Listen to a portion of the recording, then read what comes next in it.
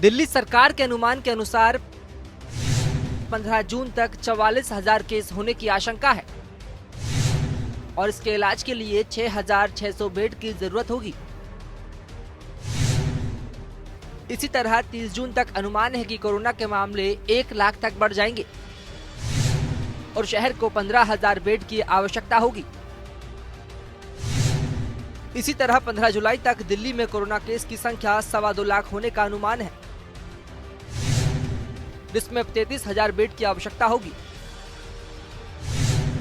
31 जुलाई तक दिल्ली में 5.5 लाख मामले होने का अनुमान है। इस संकटपूर्ण स्थिति का सामना करने के लिए दिल्ली के अस्पतालों को 80,000 बेड की आवश्यकता पड़ेगी। कि हम लोग तैयारी चल रही है कि जितने पेशेंट हो लगभग उससे दुगने बेड हम तैयार करके चलें।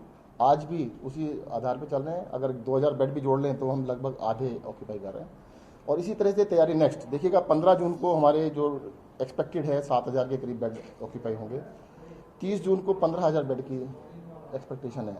तो तैयारी 30 जून की अभी से चल रही है और उसके लिए हमें अगर स्टेडियम्स लेने पड़ेंगे, स्टेडियम्स भी लेंगे और बैंकेट हॉल्स हैं, होटल्स हैं, उन सबको लेना होगा क्योंकि रेडी इंफ्रास्ट्रक्चर, अगर नए अस्पताल बनाए तो इंफ्रास्ट्रक्चर बनने में समय लगता है और इसके लिए क्योंकि एक पर्टिकुलर तरह की सिर्फ इलाज करना है तो स्टेडियम्स भी इसमें कामयाब होंगे और उसके ऊपर हम काम कर रहे हैं। हमने पहले भी कहा था कि फेजेज में अगर मान लो आज जितने बेड चाहिए हम 3 महीने पहले बना के रख लेते तो बाकी लोगों को बीमारियों में इलाज नहीं हो सकता था।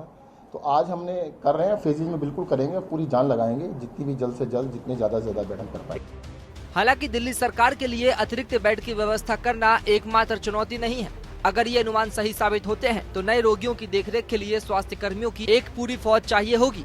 मौजूदा स्वास्थ्य कर्मचारी पहले से ही थके हुए हैं और पिछले 2 महीने से लगातार काम पर हैं। इसके अलावा दिल्ली सरकार को नए मामलों के इलाज के लिए पर्याप्त ऑक्सीजन की आपूर्ति, वेंटिलेटर और आईसीयू बेड की व्यवस्था भी करनी होगी। इस बीच उपराज्यपाल अनिल बैजल ने दिल्ली सरकार के अस्पतालों में बाहरियों का इलाज न करने के केजरीवाल सरकार के फैसले को पलटने पर सफाई दी। कहा, दिल्ली सरकार का फैसला समानता और जीवन के अधिकार का उल्लंघन कर रहा था। इसमें स्वास्थ्य का अधिकार भी शामिल है। सभी को स्वास्थ्य सुविधाएं पहुंचाना राज्य सरकार की जिम्मेदारी है। This order violated the constitutional right to equality and right to life, which includes right to health. Earlier also a similar order of JNCTD was struck down by Honorable High Court of Delhi, double bench headed by the Chief Justice of Delhi, on the ground that no citizen of India can be discriminated on the basis of residence.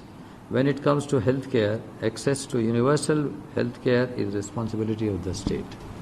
आने वाले दिन दिल्ली पर भारी पड़ने वाले हैं। जिस तरह से कोरोना केस बढ़ रहे हैं वो केंद्र और केजरीवाल सरकार दोनों के लिए चिंताजनक है। अब जबकि बाकी देश की तरह दिल्ली भी धीरे धीरे खुल रही है तो कोरोना केस में और इजाफा हो सकता है। Bureau report,